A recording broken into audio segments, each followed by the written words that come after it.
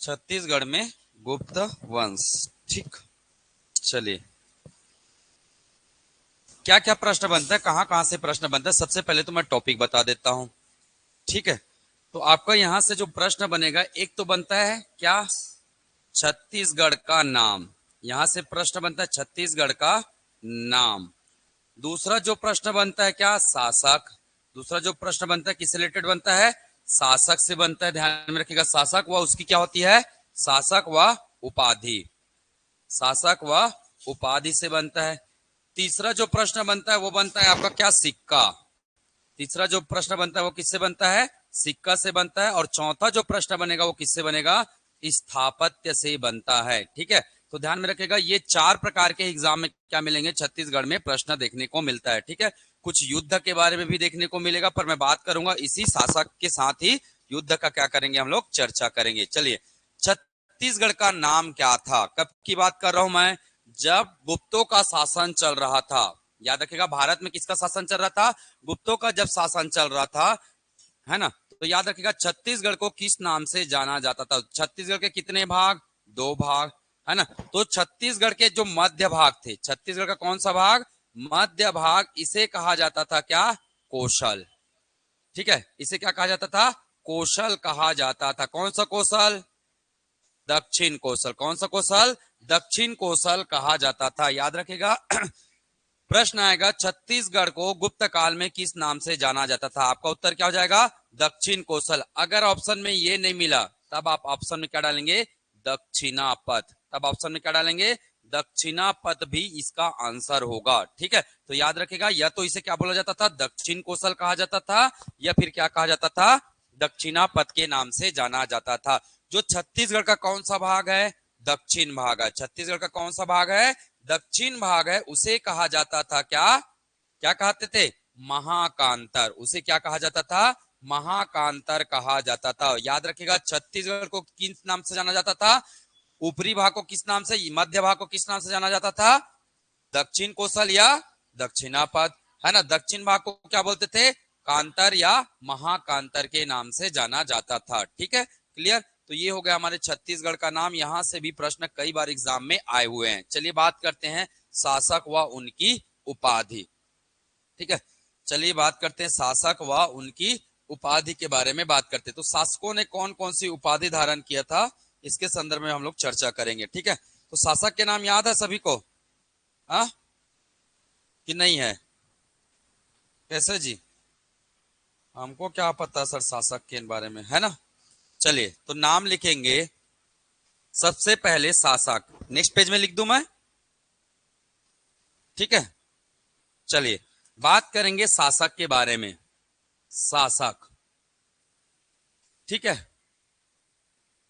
तो कौन कौन राजाओं ने रूल किया, सबसे पहले याद रखिएगा कौन, किनका नाम आता है, चंद्रगुप्त। सबसे पहले किसका नाम आता है, चंद्रगुप्त प्रथम। याद रखिएगा, चंद्रगुप्त प्रथम के बेटे का नाम क्या नाम है जी, समुद्रगुप्त। क्या नाम है, समुद्रगुप्त है। ध्यान में रखेगा, समुद्रगुप्त के बेटे का नाम क्या नाम है, एक का नाम है क्या, रामगुप्त। एक का नाम है क्या, रामगुप्त, या इसी को क्या कहते हैं, कांचगुप्त भी कहते हैं। इन्हीं को क्या किस नाम से जाना जाता है, कांचगुप्त के नाम से भी जाना जाता है। तो ध्यान में रखिएगा, एक राजा का नाम क्या है, क्या नाम है, रामगुप्त। इसके दूसरे बेटे का नाम क्या है, चंद्रगुप्त द्वितीय। दूसरे बेटे का नाम क्या है, चंद्रगुप्त द्वितीय है। ध्यान में रखिएगा, अब चंद्रगुप्त द्वितीय के, है ना, जो पुत्र हुए उसका नाम क्या है, इनके जो पुत्र हुए उसका नाम क्या है, कुमारगुप्त। उनका नाम क्या है, कुमारगुप्त है। ठीक है, ध्यान में रखिएगा, और इसके जो बेटे हुए उसका नाम क्या है, स्कंदगुप्त। स्कंदगुप्त, तो याद रखिएगा कुमारगुप्त और स्कंदगुप्त। तो यहां तक के राजाओं के बारे में आपको क्या करना है, अध्ययन करना है। ठीक है, चलिए, तो मैं एक एक करके बात करता हूं। ठीक है, एक एक करके बात करता हूं। चंद्रगुप्त ने कौन सी उपाधि धारण किया था, आपके एग्जाम में पूछा जाएगा, चंद्रगुप्त ने कौन सी उपाधि धारण किया था। तो उपाधि का नाम है राजा धीराज। राजा धीराज की उपाधि धारण किया था। ठीक है, ध्यान में रखेगा, या इसे बोलते हैं महाराजा धीराज, ऐसे लिख लीजिएगा, महाराजा धीराज। महाराजा धीराज की इन्होंने क्या किया था, उपाधि धारण किया हुआ था और यही इस वंश के क्या माने जाते हैं, वास्तविक संस्थापक माने जाते हैं। ठीक है, क्लियर है यहाँ पे। चलिए आगे बात करते हैं। समुद्रगुप्त, समुद्रगुप्त ने कौन सी उपाधि धारण किया था, पराक्रमांक। कौन सी उपाधि धारण किया था, पराक्रमांक की उपाधि धारण किया हुआ था। ध्यान में रखिएगा, इसके बहुत सारे उपाधि है ना। इन्हीं को बोला गया धरनी बंध, इन्हीं को बोला गया क्या, धरनी बंध कहा गया है, याद रखिएगा। इन्हीं को बोला गया है क्या, धरनी बंध कहा गया है। इसको बोला गया है क्या, है ना, इसी को बोला गया है क्या, लिच्छवी दहित। इन्हीं को बोला गया है क्या, लिच्छवी दहित भी कहा गया। बाकी नाम मैं पूरा इंडिया का पढ़ाऊंगा, उसमें बताऊंगा, अभी जितना जगह है उसमें मैंने नोट डाउन कर दिया है। ठीक है, तो याद रखिएगा समुद्रगुप्त के उपाधि कौन कौन से थे, पराक्रमांक, धरनी बंध और लिच्छवी दहित। ठीक है, याद रखिएगा। बाकी मैं नाम और बताऊंगा। रामगुप्त टेम्पररी राजा थे, रामगुप्त की कहानी बताऊंगा मैं। चंद्रगुप्त द्वितीय, चंद्रगुप्त द्वितीय को बोला जाता था, इसका सबसे प्रसिद्ध नाम क्या था, विक्रमादित्य। क्या नाम था, विक्रमादित्य इनको कहा जाता था। तो विक्रमादित्य बोलते थे। सकारी की उपाधि धारण किया था इन्होंने, विक्रमादित्य और सकारी की उपाधि धारण किया हुआ था, ध्यान में रखिएगा। इसके अलावा इन्होंने कौन सी उपाधि धारण किया था, परम भागवत की उपाधि धारण किया था। ठीक है, और परम भागवत इसका सबसे क्या था, प्रिय उपाधि था। ठीक है, याद रखिएगा। प्रश्न पूछ लिया जाता है चंद्रगुप्त द्वितीय का प्रिय उपाधि का नाम बताइए, तो क्या नाम था, परम भागवत। और परम भागवत मतलब भगवान किससे संबंधित है, विष्णु जी से संबंधित है। इसका मतलब ये किस धर्म को मानते रहे होंगे, वैष्णव धर्म के उपासक थे। याद रखिएगा, ऐसे ही नाम नहीं रखा गया है। ठीक है, तो ये कौन से धर्म को मानते थे, वैष्णव धर्म को मानते थे। कुमार गुप्त को उपाधि था, है ना, शक्रादित्य, शक्रादित्य और महेंद्रादित्य, शक्रादित्य और महेंद्रादित्य इनका उपाधि था, महेंद्रादित्य। ठीक है, शक्रादित्य और महेंद्रादित्य। स्कंद गुप्त की जो उपाधि थी उनका नाम था क्या, क्रमादित्य, क्रमादित्य भी कहा जाता था। और इन्हें, है ना, सक्रोपम भी कहा जाता था, सक्रोपम। ठीक है, क्रमादित्य और सक्रोपम आदि उपाधियों से इन्हें जाना जाता था। तो याद रखिएगा, एक एक सभी के उपाधि के आपको बिल्कुल नाम याद रखने हैं। चंद्रगुप्त ने कौन सी उपाधि धारण किया था, क्या नाम है, महाराजाधिराज। समुद्रगुप्त का, जो अंडरलाइन कर रहा हूं इसको जरूर याद रखना है, समुद्रगुप्त का पराक्रमांक, चंद्रगुप्त का विक्रमादित्य, है ना, कुमार गुप्त का महेंद्रादित्य, कुमार गुप्त का महेंद्रादित्य, स्कंद गुप्त का क्रमादित्य। याद रखिएगा, जितना मैंने अंडरलाइन किया उसको तो कम से कम गिरे हाल में याद रखिएगा। इसका ये मतलब नहीं कि बाकी नहीं पूछा जाता है, बाकी भी पूछते हैं। ठीक है, चलिए, ठीक। तो ये था राजाओं और उनके क्या, उपाधि के बारे में। चलिए, चंद्रगुप्त प्रथम जब सत्ता में आए तो छत्तीसगढ़ उसके शासन क्षेत्र के अंतर्गत नहीं आता था, क्योंकि इनका शासन केवल कहां तक सीमित था, पाटलिपुत्र क्षेत्र उत्तर भारत तक सीमित था। जैसे राजा कौन बने, राजा कौन बने, भारत का नेपोलियन किन्हें कहा जाता है, समुद्रगुप्त को कहा जाता है। किसने कहा ऐसा, स्मिथ, विंसेंट स्मिथ। लिखना चाहे तो लिख सकते भाई, मैं आगे लिखा दूंगा। ठीक है, क्लियर, यहां से कर लेंगे प्रश्न। चलिए आगे बढ़ते हैं। समुद्रगुप्त, एक एक करके बात करेंगे, पूरा डिटेल अध्ययन करेंगे समुद्रगुप्त, समुद्रगुप्त के बारे में पूरा डिटेल चर्चा करेंगे, ध्यान में रखिएगा, समुद्रगुप्त। ठीक है, हमने बात किया इनकी उपाधि। एक महत्वपूर्ण उपाधि है जो एग्जाम में पूछा जाता है, एक तो मैंने बता दिया क्या, पराक्रमांक, एक मैंने क्या बता दिया, पराक्रमांक कह दिया। इसके अलावा एग्जाम में 3 से 4 बार पूछा है क्या, भारत का नेपोलियन। क्या कहा गया इन्हें, भारत का नेपोलियन कहा गया है, याद रखिएगा, भारत का नेपोलियन। ठीक है, किसने कहा है, तो आंसर होगा क्या, विंसेंट स्मिथ ने। ठीक है, विंसेंट स्मिथ ने इसे कहा है।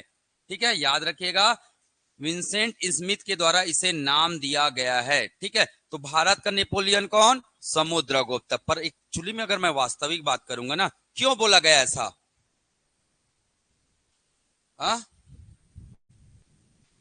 क्यों बोला गया ऐसा, जिस प्रकार से भारत में, जिस प्रकार से नेपोलियन ने पूरे राज्य को जीत लिया था, वैसे ही पूरे भारत को जीतने वाले कौन थे? कौन थे?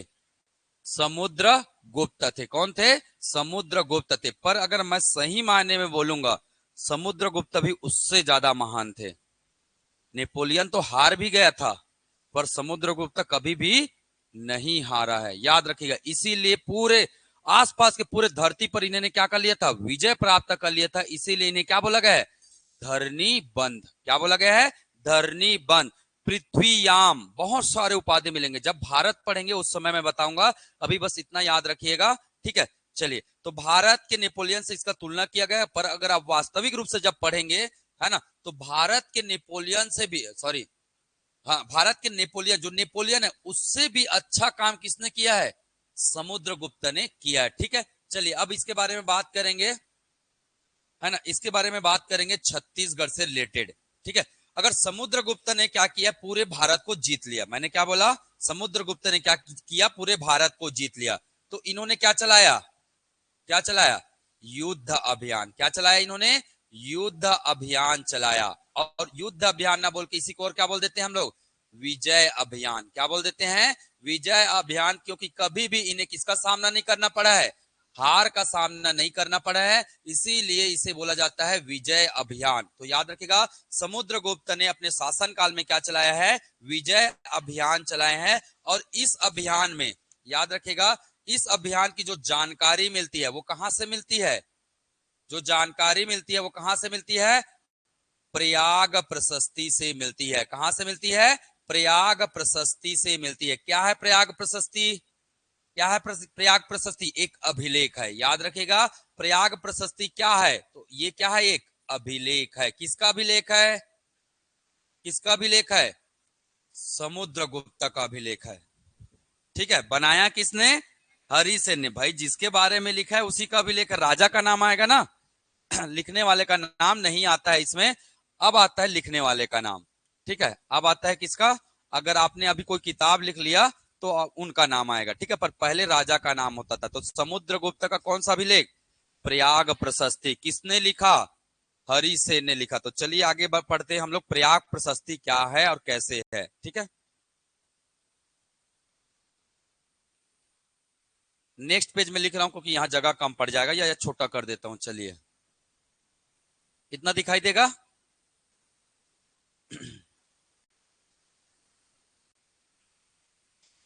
प्रयाग प्रशस्ति के बारे में आपको क्या क्या मिनिमम पता होना चाहिए, ये मैं पहले बता देता हूं। प्रयाग प्रशस्ति, ठीक है। जो प्रयाग प्रशस्ति है, ठीक है, याद रखिएगा, ये किसका अभिलेख था? इनका अभिलेख नहीं था, इसको लाया गया था। याद रखिएगा, एक्चुअली में ये मूलतः किसका अभिलेख था? अशोक का कौशाम्बी अभिलेख था। अशोक का क्या था? ये कौशाम्बी अभिलेख था। एग्जाम में पूछा गया है भाई, ध्यान में रखिएगा। एक ही बार आया है, हालांकि फिर भी ध्यान में रखना है। अशोक का कौशाम्बी अभिलेख है, उसी को क्या बोला गया है? प्रयाग में लाया गया, और प्रयाग में लाकर इसको क्या किया गया? एडिटिंग करवाया गया। उसके बाद जहांगीर आया, जहांगीर ने इस पर फिर से क्या करवाया? क्या करवाया? उस पर फिर से एडिटिंग करवा दिया। तो जहांगीर का भी नाम मिलेगा, अकबर का भी नाम मिलेगा, बीरबल का भी नाम मिलेगा। तो सोचिए, पहले किसके पास था? ये अशोक का कौशाम्बी अभिलेख था, और इसमें किसका वर्णन था? इनकी पत्नी और पुत्र का वर्णन था। पत्नी और किसका वर्णन था? पुत्र का वर्णन था। इनकी पत्नी का नाम था कावारुकी, कावाराकी, कावारुकी बोलते हैं, कावारुकी इनकी पत्नी का नाम था, इसका वर्णन मिलता है। और उनके पुत्र का नाम था क्या? तीवर। तो याद रखिएगा, जो कौशाम्बी अभिलेख है उसमें मूलतः किसके बारे में वर्णन किया गया था? किनके बारे में वर्णन किया गया था? उनकी पत्नी के बारे में बताया गया था। तो सोचिए, आजकल के लोग तो अपनी पत्नी के बारे में लिखने शर्माते हैं, ठीक है, पर ये लिखवाते थे, ठीक है। तो कावारुकी के बारे में लिखा था, इसीलिए इस अभिलेख को क्या बोला गया? क्या बोला गया? रानी का अभिलेख। ये भी एग्जाम में आ चुका है भाई। अशोक के किस अभिलेख को रानी का अभिलेख कहा जाता है? तो अभिलेख का नाम क्या है? कौशाम्बी अभिलेख। प्रयाग प्रशस्ति अभिलेख अशोक का कौन सा अभिलेख है? तो याद रखिएगा, कौन सा अभिलेख है वो? कौशाम्बी अभिलेख है। और कौशाम्बी अभिलेख को क्या बोला जाता है? रानी का अभिलेख कहा जाता है। कारण मैंने बता दिया कि इनकी पत्नी कावारुकी का इसमें क्या है? वर्णन है, और उनके संतान कौन थे? तीवर है, ठीक है। तो ध्यान में रखिएगा। चलिए, दूसरी बात करेंगे हम लोग, ठीक है, दूसरी बात करेंगे, ये जो प्रयाग प्रशस्ति है किसने, है ना, किसने रचना किया इसका? रचना करने वाले कौन है? हरिसेन है। रचना करने वाले कौन है? हरिसेन है। लेख लिखने वाले कौन है? लेख लिखने वाले कौन है? ठीक है, खैर इतना ज्यादा नाम मत लिखिएगा, मैं बाद में बता दूंगा इसको। भट्ट जी है, पर बाद में लिखना, फिलहाल अब इतना याद रखिएगा, है ना। किस भाषा में लिखा गया है?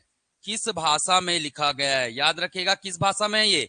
संस्कृत में। किस भाषा में है? संस्कृत में है। कौन सी लिपि में है? कौन सी लिपि में है? तो कौन सी लिपि में है? लिपि क्या चलता था उस समय? ब्राह्मी लिपि। कौन सी लिपि चलता था? ब्राह्मी लिपि चलता था, याद रखेगा। तो भाषा जो था वो संस्कृत था, लिपि का नाम क्या था? ब्राह्मी लिपि था। और शैली, भाषा की क्या होती है? एक शैली होती है। तो ये कौन सी शैली में लिखा गया था?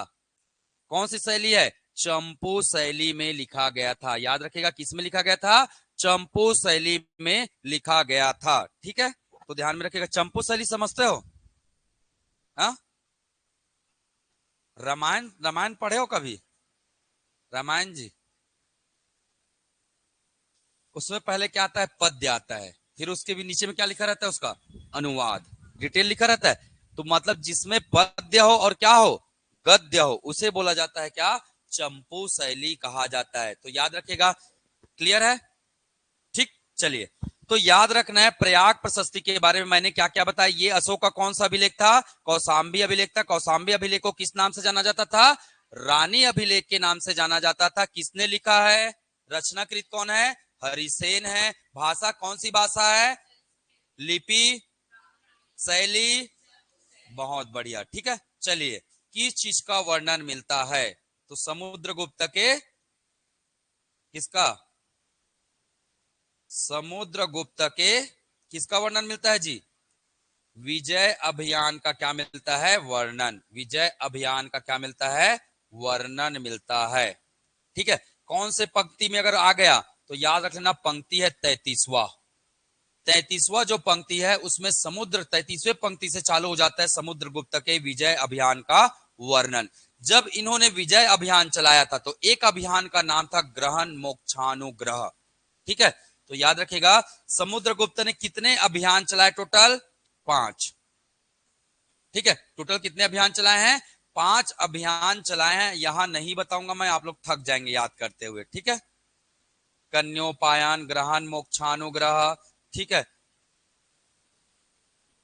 ऐसे बहुत सारे मिलेंगे आपको, मैं बाद में बताऊंगा। आठवीं राज्य का 8वीं अभियान, तो ये सब इनके क्या है? अभियान के नाम है। ठीक है, चलिए ध्यान में रखिएगा। राज्य प्रस्फोद्धारण, ऐसे करके संस्कृत में सब नाम मिलेंगे। जो छत्तीसगढ़ से रिलेटेड पढ़ना है उस अभियान का नाम है ग्रहण मोक्षानुग्रह। तो याद रखिएगा। चलिए, इतना नोट कर लिए हैं, आगे बढ़ते हैं। ठीक है ना। समुद्रगुप्त का क्या? विजय अभियान। समुद्रगुप्त का विजय अभियान। टोटल कितने अभियान चलाए बताया मैंने? 5। पढ़ना किसने छत्तीसगढ़ के लिए? केवल एक। अभियान का नाम क्या है? अभियान का नाम क्या है? ग्रहण मोक्ष अनुग्रह। ग्रहण मोक्ष अनुग्रह, और इसे एक साथ लिखा गया है क्या? ग्रहण मोक्षानुग्रह। ग्रहण मोक्षानुग्रह। ठीक है, ये इसे संस्कृत में लिखा गया है, एक साथ लिखा गया है, याद रखिएगा। तो इस अभियान का नाम क्या है? ग्रहण मोक्षानुग्रह। तो जो ग्रहण मोक्षानुग्रह नीति अपनाया, समुद्रगुप्त ने कहां के लिए अपनाया है? दक्षिण क्षेत्र के लिए, दक्षिण भारत के लिए। ये अभियान उन्होंने कहां चलाया है? भारत के दक्षिण भाग के लिए चलाया है। और सबसे पहले जो आता है वो कौन आता है? छत्तीसगढ़ क्षेत्र आता है, याद रखिएगा, है ना। तो छत्तीसगढ़ कितने भागों में बटा था उस समय? 2 भाग में था। एक था मध्य भाग जो कहलाता था क्या? दक्षिण कोसल। एक भाग का नाम क्या था? दक्षिण कोसलता था। और एक भाग का नाम क्या था? महाकांतर। महाकांतर, या इसी को कहते हैं क्या? दंडकारण्य। या इसी को कहते हैं क्या? दंडकारण्य। या बोल सकते कौन सा क्षेत्र? कौन सा क्षेत्र? बस्तर क्षेत्र। याद रखिएगा, कौन सा क्षेत्र? बस्तर क्षेत्र। उस समय दक्षिण कोसल के राजा कौन थे? कौन थे? महेंद्र। दक्षिण कोसल के राजा कौन थे? महेंद्र। और महाकांतर या कांतर के राजा कौन थे? व्याघ्रराज। याद रखेगा, इसके राजा कौन थे? व्याघ्रराज थे, याद रखेगा। तो इनको किसने हराया है? तो किसने हराया है? समुद्रगुप्त ने हराया है, याद रखिएगा, है ना। समुद्रगुप्त ने दक्षिण विजय अभियान के दौरान दक्षिण कौशल के राजा महेंद्र और व्याघ्रराज दोनों को किसने क्या किया है? पराजित किया है। क्या किया है?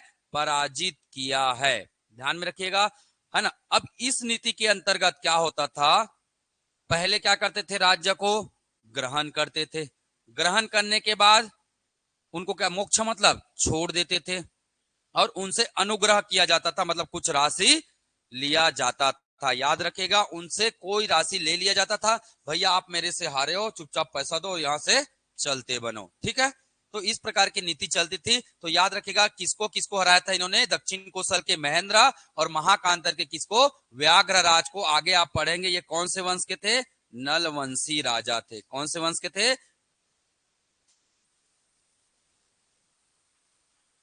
वकाटक वंश,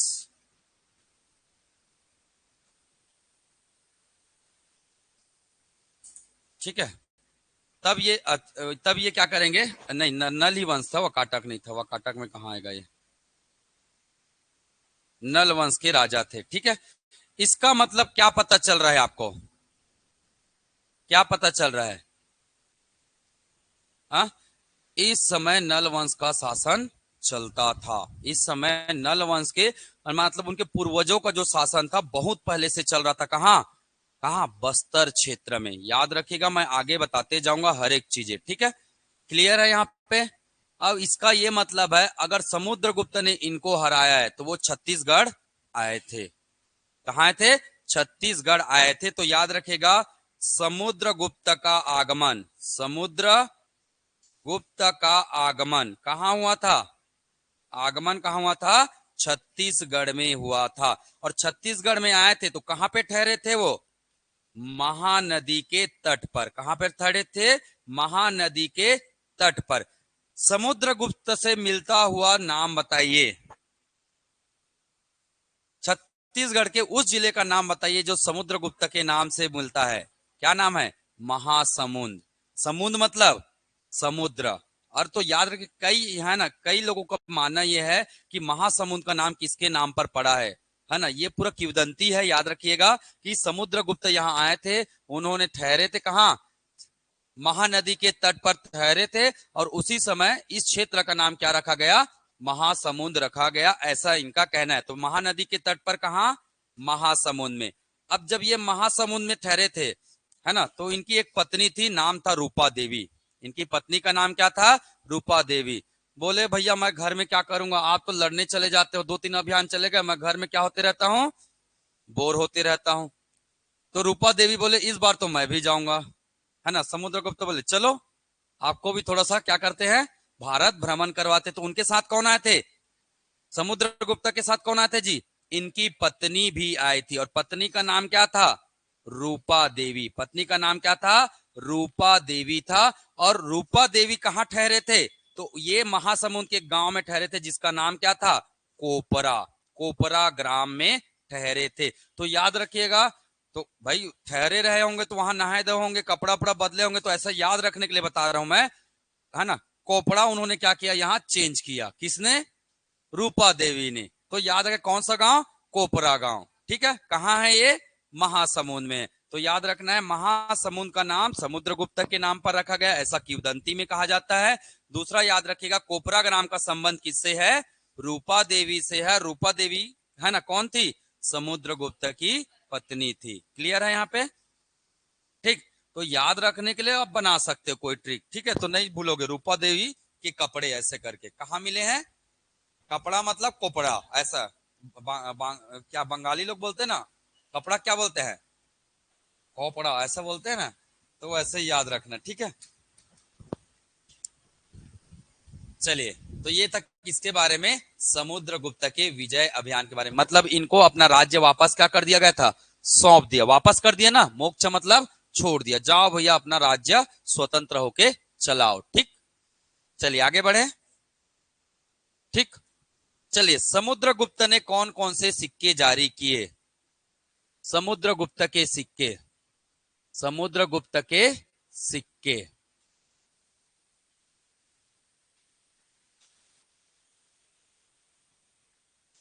तो इन्होंने 6 प्रकार के सिक्के जारी किए, याद रखिएगा कितने प्रकार के, 6 प्रकार के।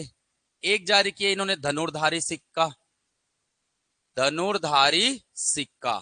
दूसरे सिक्के का नाम क्या था, व्याघ्र सिक्का, व्याघ्र सिक्का, ठीक है। अश्व सिक्का, अश्व सिक्का मतलब घोड़ा छपा रहता था, घोड़े में बैठे हुए अश्व सिक्का, ठीक है। एक याद रखिएगा आप क्या, अश्व सिक्का, और एक याद रखिए धनुर्धरु, है ना, धनुर्धारी सिक्का, व्याघ्र सिक्का, अश्व सिक्का, है ना। अश्वमेघ करके लिख सकते हैं, अश्वमेघ यज्ञ था, घोड़े छपे हुए थे वहां पे, ध्यान में रखिएगा, ठीक है। एक याद रखना है वीणा सिक्का, वीणा वादन सिक्का, वीणा वादन सिक्का, वीणा वादन सिक्का। धनुर्धारी का मतलब क्या छपा रहेगा उसमें, धनुष और बाण छपे रहेंगे, ऐसा तीर का निशाना करते हुए। व्याघ्र मतलब, व्याघ्र मतलब बाघ, सिंह का चित्र रहेगा, अंकित रहेगा, ध्यान में रखिएगा। अगला क्या है, अगला क्या है जी, अश्वमेघ, अश्वमेघ यज्ञ, वीणा वादन, है ना। इसके अलावा एक और मिलेगा आपको क्या, परशु सिक्का, परशु सिक्का, ठीक है। परशु सिक्का, परशु मतलब ये जी, परशुराम के जो मेन हथियार थे उसको परशु बोला जाता है ना। तो इस प्रकार के चित्र अंकित रहते थे, उसे कहा गया है क्या, परशु सिक्का। और इनका जो सबसे प्रचलन में था वो था क्या, गरुड़ सिक्का, याद रखिएगा। इनका सबसे ज्यादा प्रचलित जो सिक्का था वो कौन सा था, गरुड़ सिक्का था। और गरुड़ सिक्का किस धर्म को प्रदर्शित करता है, वैष्णव धर्म। गरुड़ मतलब वैष्णव धर्म, तो किस धर्म के मानने वाले हैं ये, वैष्णव धर्म, ठीक है, ध्यान में रखिएगा। तो ये इनके सिक्के थे। चलिए इनके बेटे का नाम, इनके बेटे का नाम क्या था, रामगुप्त। इनके बेटे का नाम क्या था, रामगुप्त, याद रखिएगा, ठीक है। रामगुप्त को और क्या बोला जाता था, कांचगुप्त। तो तीसरा है ना, तीसरा राजा है ये। रामगुप्त को और क्या कहा जाता था, कांचगुप्त कहा जाता था, ठीक है। ये कुछ ही समय के लिए इन्होंने क्या किया था, शासन किया था, याद रखिएगा। ज्यादा लंबा समय ये शासन नहीं कर पाए, ठीक है।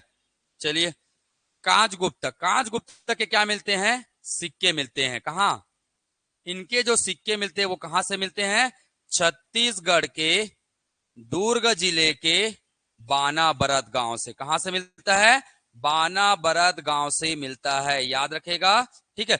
छत्तीसगढ़ के दुर्ग जिले के बानाबरद गांव से इनके क्या मिले हैं, सिक्के मिले। किनके सिक्के, रामगुप्त के, रामगुप्त या कांचगुप्त के क्या मिले हैं, सिक्के मिले हैं, ठीक है।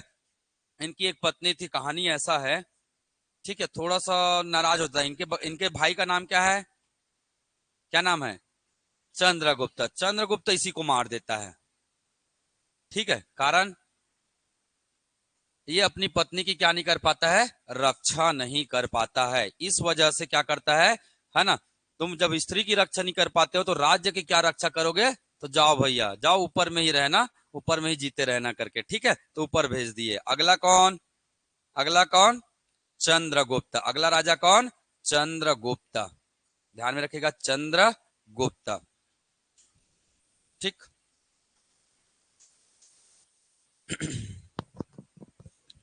चलिए ठीक है, कौन सा चंद्रगुप्त रहेगा, पहला कि दूसरा, दूसरा, ठीक है, ध्यान में रखिएगा। चंद्रगुप्त द्वितीय, इन्हीं को क्या बोला जाता था, विक्रमादित्य। याद रखिएगा, कहीं भी विक्रमादित्य मिले मतलब किसकी बात हो रही है, चंद्रगुप्त द्वितीय की बात हो रही है, ठीक है।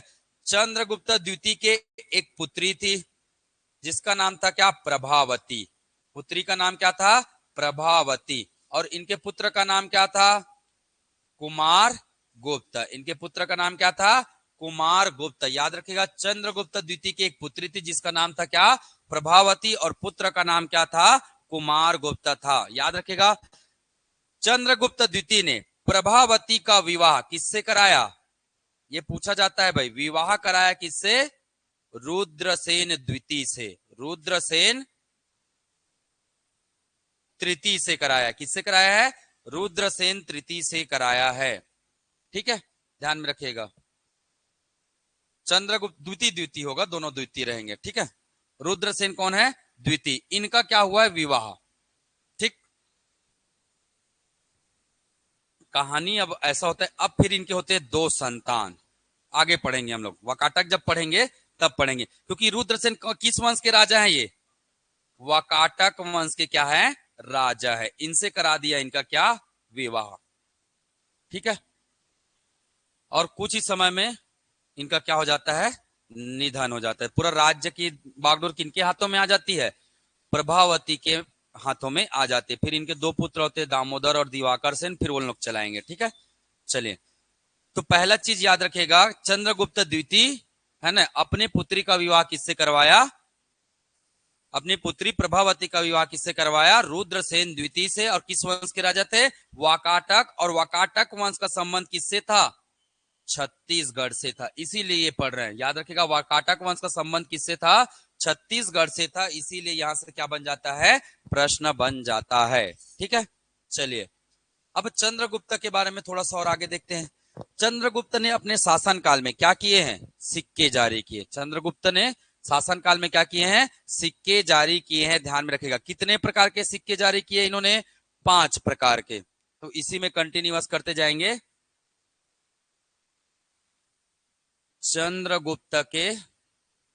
चंद्रगुप्त द्वितीय या विक्रमादित्य, चंद्रगुप्त द्वितीय या विक्रमादित्य, विक्रमादित्य। ठीक है। इनके जो सिक्के हैं, सिक्के कितने प्रकार के सिक्के जारी किए इन्होंने? 5 प्रकार के इन्होंने क्या किए? सिक्के जारी किए। कौन कौन से 5 प्रकार? तो याद रखेगा, एक था धनुर्धारी सिक्का। एक था क्या? धनुर्धारी सिक्का था। दूसरा था क्या? सिंह निहंत सिक्का। सिंह निहंत सिक्का, निहंत सिक्का। ठीक है। एक था छत्रप सिक्का, छत्रप सिक्का, छत्रप सिक्का। ठीक है। एक था पर्यंक सिक्का, पर्यंक सिक्का। और एक था अश्वरोही सिक्का, अश्वारोही सिक्का था। याद रखिएगा, इन्होंने कितने प्रकार के सिक्के जारी किए? तो 5 प्रकार के सिक्के जारी किए। धनुर्धारी, सिंह निहन, छत्रप और पर्यंक और अश्वरोही सिक्का। प्रश्न पूछेगा क्या, है ना, विक्रमादित्य या चंद्रगुप्त द्वितीय का धनुर्धारी सिक्का छत्तीसगढ़ में कहां से मिला है? तो छत्तीसगढ़ के खरसिया से मिला है। कहां से मिला है? खरसिया से क्या हुआ है? प्राप्त हुआ है। और खरसिया कहां है? रायगढ़ में। याद रखिएगा, छत्तीसगढ़ के रायगढ़ जिले के खरसिया से विक्रमादित्य के क्या मिले हैं? धनुर्धारी सिक्का मिला है। ठीक है, तो बस इतना ही याद रखना है, बाकी याद रखने की जरूरत नहीं है। बाकी आप लोग जब भारत का इतिहास पढ़ेंगे वहां जरूरत पड़ेगा। ठीक है, या मेंस वगैरह का एग्जाम देते हैं तब उसकी क्या पड़ेगी? जरूरत पड़ेगी। ठीक,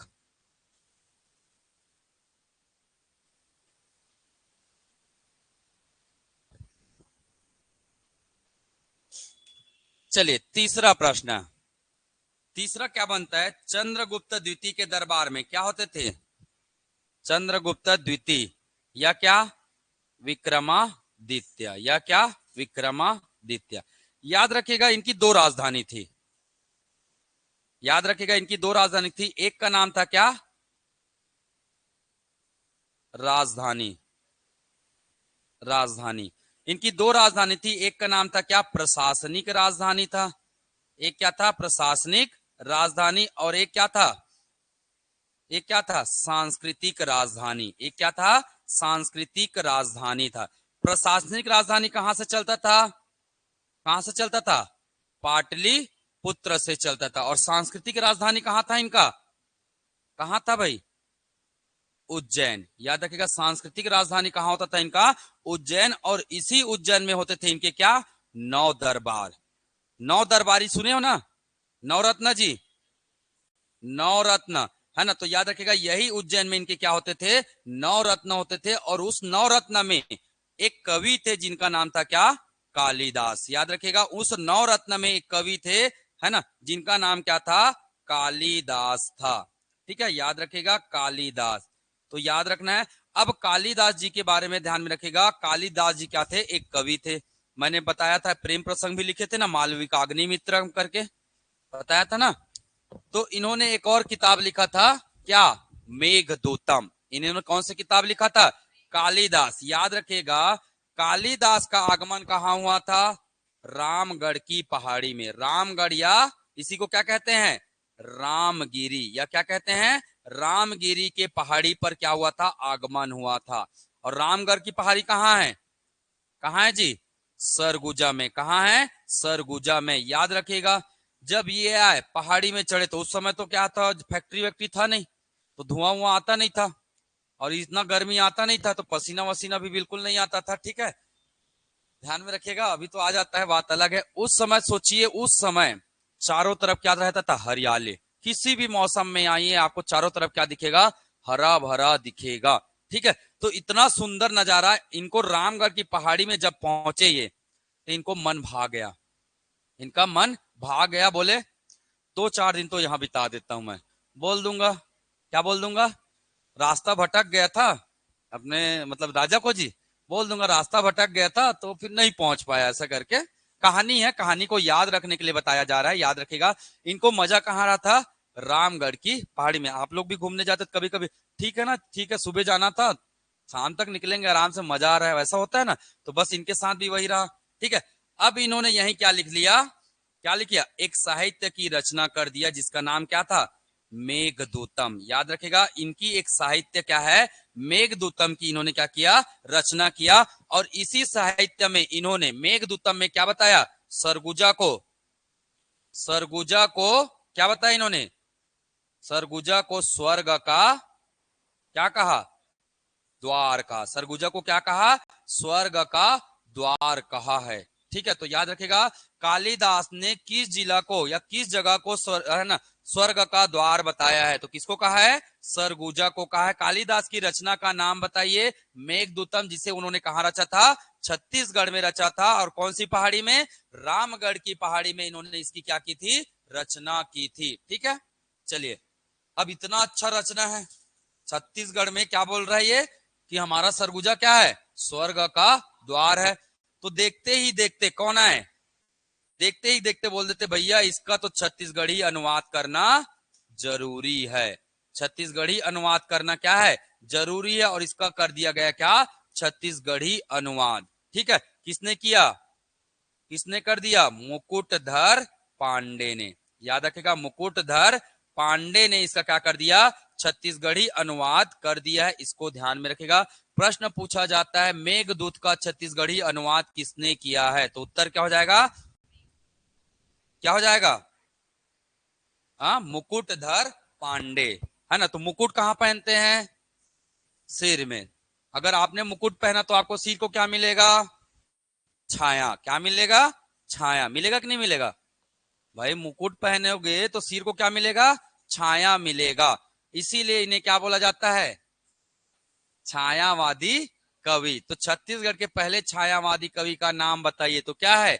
मुकुटधर पांडे। याद रखने के लिए बता रहा हूं ना, दिल पे मत लेना भाई, आप लोग क्या बहुत जल्दी दिल पे ले लेते हो ना। ठीक है, तो याद रखिएगा, मुकुट, मुकुट से याद रखना, मुकुट क्या देता है? छाया देता है। इसीलिए इन्हें याद रखना है क्या? प्रथम छायावादी कवि। कहाँ का? छत्तीसगढ़ का।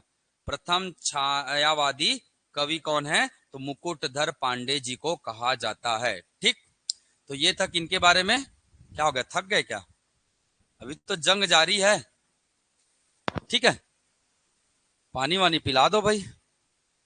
ठीक है, ये तक इनके बारे में, चंद्रगुप्त द्वितीय के बारे में। तो चंद्रगुप्त द्वितीय से संबंधित कितनी बातें? 3 बातें। पहली बात, उनकी बेटी। पहली बात, उनकी बेटी क्या नाम है? प्रभावती। उनकी बेटी को याद करना है, प्रभावती। दूसरा क्या याद रखना है? सिक्का। दूसरा क्या याद रखना है? सिक्का। कौन सा सिक्का?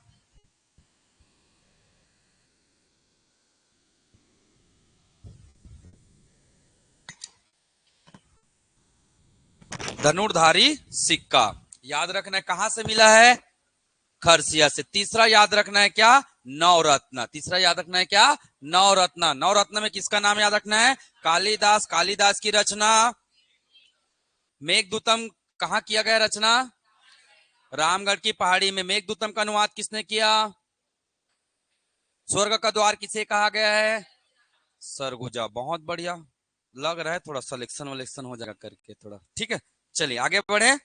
अब इसके बाद कौन राजा बने जी? कौन राजा बने? कुमारगुप्त। कौन राजा बने? कुमारगुप्त बने राजा। कुमारगुप्त की उपाधि क्या क्या था? क्या क्या था? सबसे इंपॉर्टेंट उपाधि था इनका क्या? महेंद्रादित्य। हर जगह इनका क्या नाम लिखा रहता था? महेंद्रादित्य करके लिखा रहता था। महेंद्रादित्य और दूसरा है क्या? सक्रादित्य इनकी उपाधि है। ठीक, चलिए इनके बारे में याद रखिएगा। कुमारगुप्त है ना, कुमारगुप्त किनको मानते थे? किनको मानते थे? कार्तिकेय भगवान को मानते थे। ये इनके इष्ट देव थे। तो इन्होंने क्या बनवाया था? कार्तिकेय मंदिर बनाया था। कहां? मंदसौर में। कहां बनवाया था? मंदसौर में इन्होंने क्या बनवाया था? कार्तिकेय मंदिर बनवाया था। तो याद रखिएगा, है ना। कुमारगुप्त किसकी उपासना करते थे? तो कार्तिकेय भगवान की उपासना करते थे। और इन्होंने इनके नाम से क्या बनाया था? एक मंदिर बनाया था। कहां? मंदसौर में मंदिर बना। मंदसौर कहां है? भारत में है ना। भारत में कहां है? मंदसौर कहां है जी?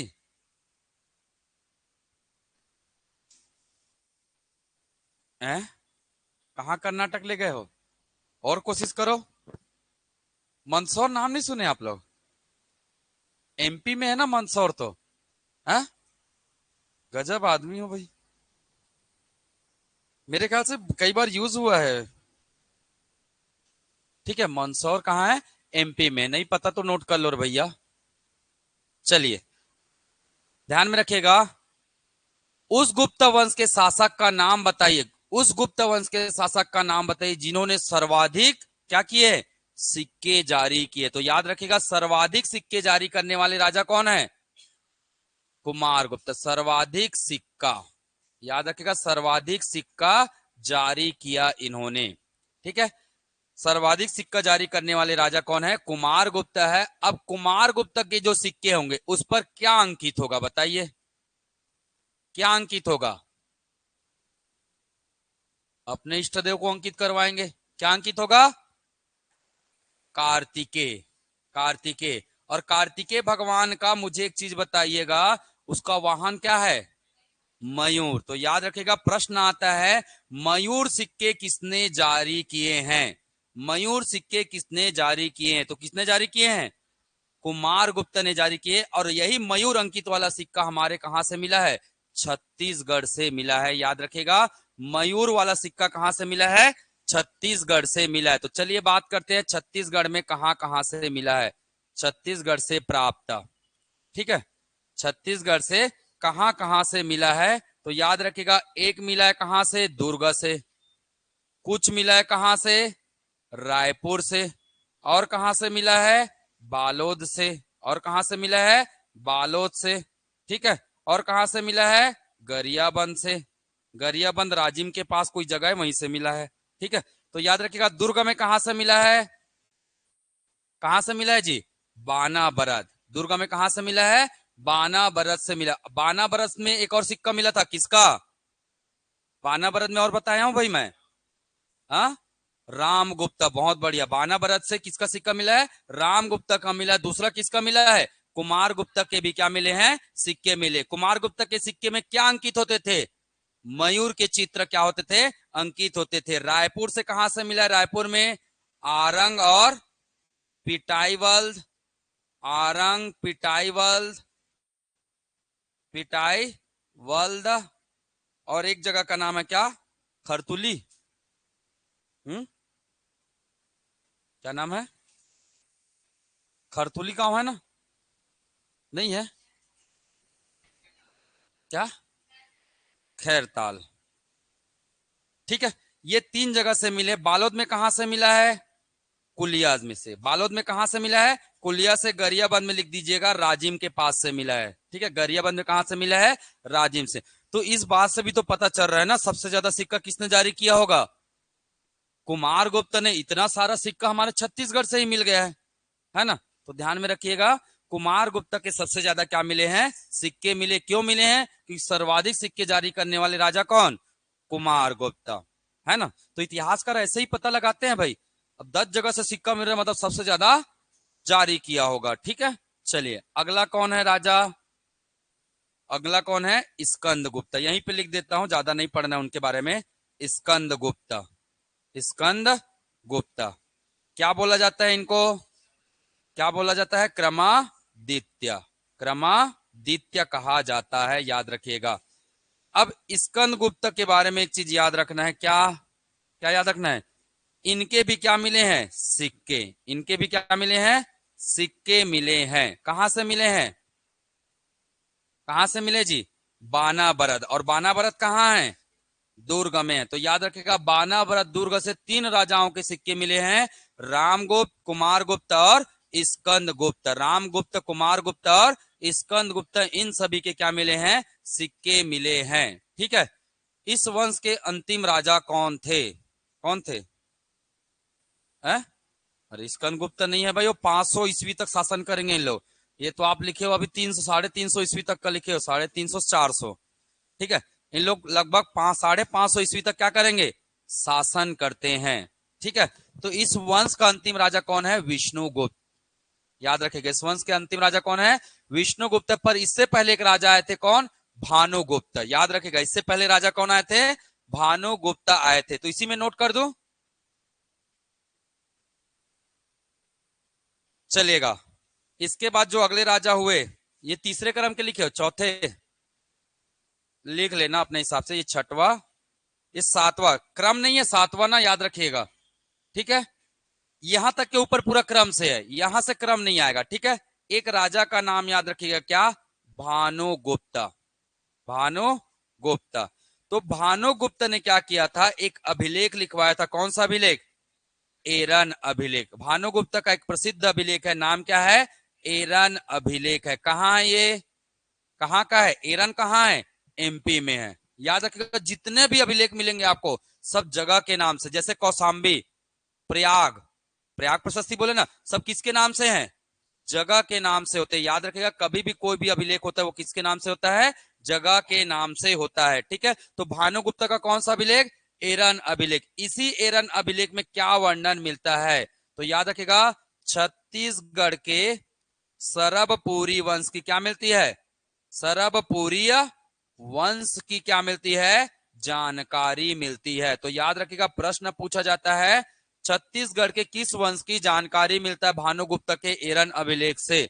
तो याद रखिएगा, वो कौन सा है ना, किसकी जानकारी मिलती है? सरबपुरी वंश। सरबपुरी वंश के राजा का नाम सरबराज। राजा का नाम क्या है? सरबराज है। तो सरबराज के बारे में क्या मिलती है? जानकारी मिलती है। दूसरी बात, और क्या मिलता है यहां से जानकारी? हाँ, और क्या मिलता है? सती प्रथा का क्या मिलता है? प्रमाण मिलता है। तो प्रश्न आता है ना, प्रथम अभिलेख का नाम बताइए, उस प्रथम अभिलेख का नाम बताइए जिसमें सती प्रथा की क्या होती है? जानकारी मिलती है। ठीक है। भानुगुप्त के एक मित्र जैसा सेनापति थे, वो बेचारा क्या हो जाते हैं? युद्ध में मारे जाते। तो उनकी पत्नी क्या कर लेती है? सती कर लेती है। और इस वाक्यांश का वर्णन किसने किया है? भानुगुप्त ने एरन अभिलेख में करवाया है। बाकी कहानी तो मैं पूरा इंडिया में बताऊंगा, अभी छत्तीसगढ़ के इतिहास में बस इतना ही ध्यान में रखिएगा। ठीक है। क्लियर है? कर लेंगे यहां से। चलिए, एक बच गया क्या? स्थापत्य। एक बच गया क्या? स्थापत्य। ठीक है। तो इनके 2 स्थापत्य मिलेंगे छत्तीसगढ़ में इस काल से। स्थापत्य, ठीक है। एक मिलेगा ताला गांव का मंदिर, ताला गांव का मंदिर। याद रखिएगा, कौन सा मंदिर है ताला गांव में? हा? देवरानी जेठानी, देवरानी और जेठानी। याद रखिएगा। अभी तक मंदिर पढ़े हैं क्या हम लोग? अभी तक मंदिर नहीं पढ़े, ये पहला मंदिर पढ़ रहे हैं हम लोग, है ना। कौन सा मंदिर? देवरानी जेठानी। कहाँ का? ताला गांव का। कहाँ है ताला गांव? कहाँ है ताला गांव? है? कहाँ ताला गांव? बिलासपुर में। प्रश्न आता है, ताला गांव किस नदी के तट पर है? पढ़ चुके हो भैया, छत्तीसगढ़ का ज्योग्राफी पढ़ चुके हो आप लोग। ताला गांव किस नदी के तट पर है? बिलासपुर से कौन सा नदी गुजरता है बताइए तो? कौन कौन सा नदी गुजरता है बिलासपुर से? है? कौन कौन सजाता है? तो याद रखिएगा मनियारी नदी के तट पर क्या है? ताला गांव है। ठीक है, और इसमें कौन सा मंदिर है? देवरानी जेठानी का क्या है? मंदिर है, याद रखिएगा। और सबसे पहले बार पढ़ रहे, इसीलिए ये क्या है? छत्तीसगढ़ का सबसे प्राचीन मंदिर है, सबसे प्राचीन मंदिर है। ठीक है, सबसे प्राचीन क्या है? मंदिर है। याद रखिएगा ये किस रवंश से संबंधित है? सरबपुरी वंश। किस वंश से संबंधित है? सरबपुरी वंश। सरबपुरी वंश में क्या थे? राजा उसके भाई थे और उसके पत्नियां थी, तो उन्हीं के बारे में उसी से संदर्भित करके ये मंदिर भी स्थापित किया गया है। ठीक है, देवरानी और जेठानी। ठीक है, क्योंकि ये भी है ना। कौन कौन गए हैं? कोई गए हैं? ऑनलाइन वाले आप लोग गए हो जी?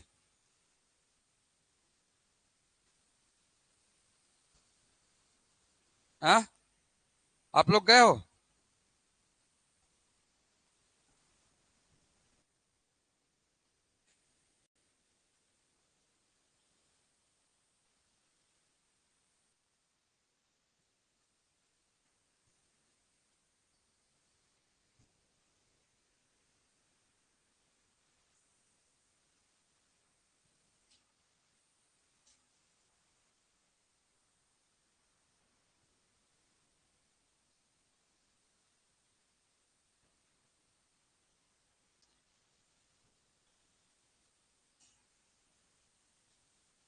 ठीक है, मैं आप लोग को पिक्चर दिखाता हूँ। ठीक है, दिखाऊं कि नहीं दिखाऊं? नहीं गए हो तो ले जाता हूं मैं। ठीक है,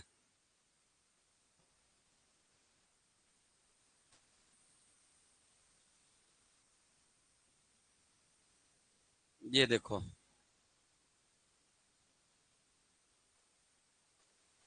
ये मंदिर है, दिख रहा है ये पूरा मंदिर है भाई, ताला गांव का।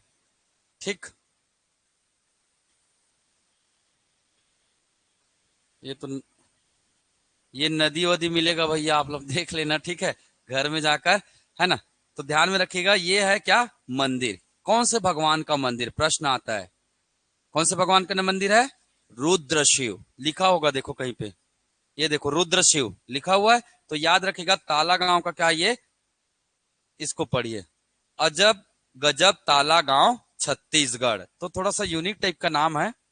ठीक है, चलिए, तो याद रखेगा किस वंश से संबंधित है? सरबपुरी वंश, क्योंकि सरबपुरी वंश में क्या थी? जो रानियां थी, उन्हीं के नेतृत्व में इसे क्या किया गया है?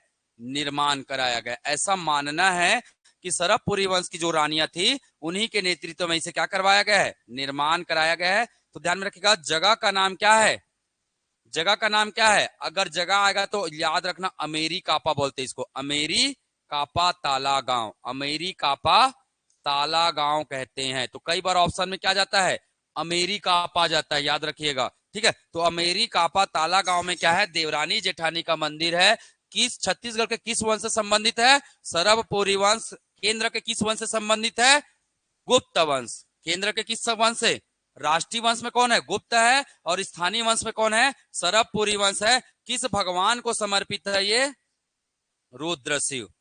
किस भगवान को समर्पित है? रुद्र शिव को समर्पित है, ध्यान में रखिएगा।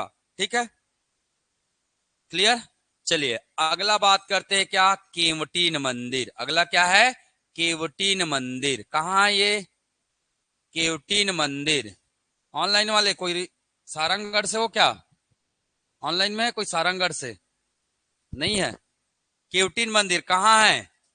बरम केला। और बरम केला कहाँ है?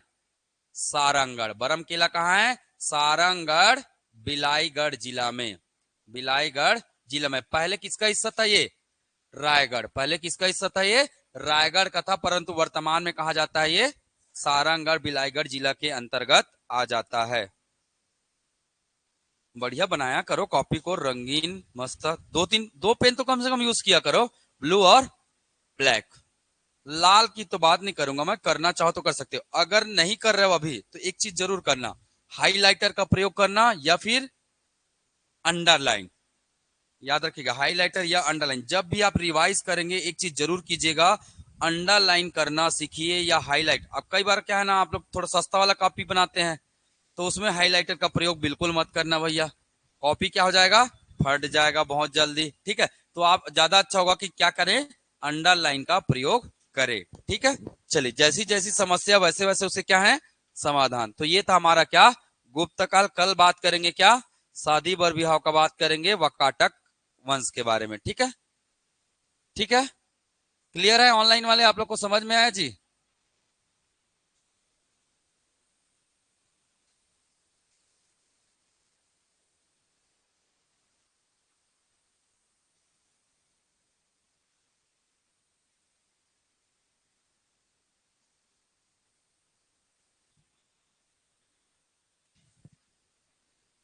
चलिए पीडीएफ डाल दिया जाएगा एप्लीकेशन में, आप लोग भैया देख लेना वहां से। नोट्स नहीं बनाओगे तो भी चलेगा, पर मैं तो बोलता हूं अपना नोट्स क्या करना चाहिए, बनाना चाहिए, बनाना चाहिए ना।